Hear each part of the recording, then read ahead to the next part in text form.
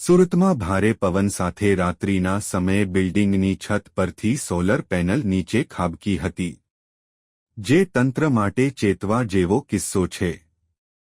મોડી રાત્રે વાવાઝોડા જેવી સ્થિતિ સર્જાઈ હતી.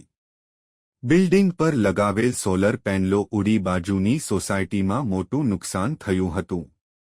લોકો મોડી રાત્રે ગભરાઈ ગયા હતા. અંદાજે રાતના 2 વાગ્યાના આસપાસ ઘટના બની હતી. લોકોના ઘર પર અને ગાડીઓ પર સોલર પેનલો તૂટીને પડી હતી.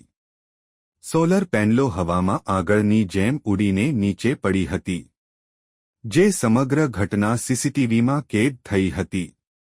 સોલાર પેનલ એંગલ સાથે ઉડીને નીચે પડી હતી.